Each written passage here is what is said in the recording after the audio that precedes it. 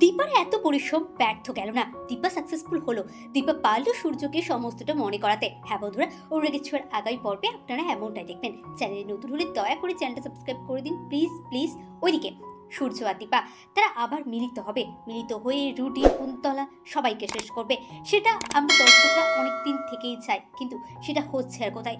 বারবার সমস্তটা তৈরি হয় আর নষ্ট হয়ে যায়। যেন কল্পনার জগতে ওরা দুজনে এক হচ্ছে, কিন্তু বাস্তবে হতে পারছে না। কেন হতে পারছে না? কারণ ওদের মাঝে কিছু বাধা আছে। এক রুডি, দুই কুন্তলা। কিন্তু সমস্ত বাধাকে অতিক্রম করে দীপা এক হবে, সূর্যের সাথেই এক হবে।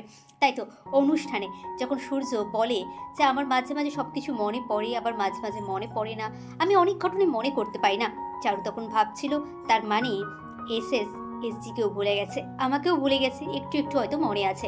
কিন্তু রুডি আতঙ্কে ভুগছিল। রুডির মনে হচ্ছিল যে এই সব কিছুর পেছনে একটা অনেক বড় কিছু হতে চলেছে।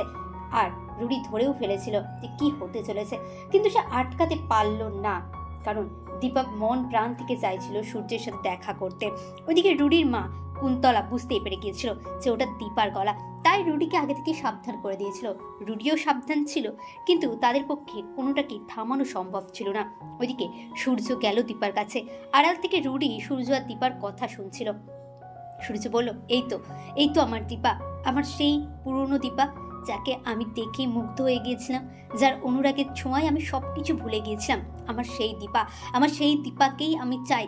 তাতে আমার কিছু মনে পড়ুক নাই পড়ুক, আমার এই দীপাকে মনে পড়বে।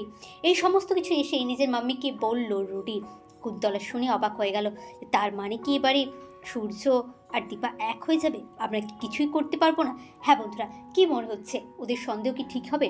সূর্য কি পারবে দীপাকে সেনগুপ্ত বাড়িতে ফিরিয়ে নিয়ে যেতে, নিজের বউয়ের অধিকার ফিরিয়ে দিতে? দীপা কি সফল হবে তার এত পরিকল্পনায়? আপনাদের কি মনে হয় অবশ্যই কমেন্ট করে জানান। চ্যানেল নতুন হলে দয়া করে চ্যানেলটা সাবস্ক্রাইব করে দিন। অনেক ধন্যবাদ সকলকে ভিডিওটি দেখার জন্য। ভালো থাকুন, সুস্থ থাকুন, এইভাবেই পাশে থাকুন সবাই।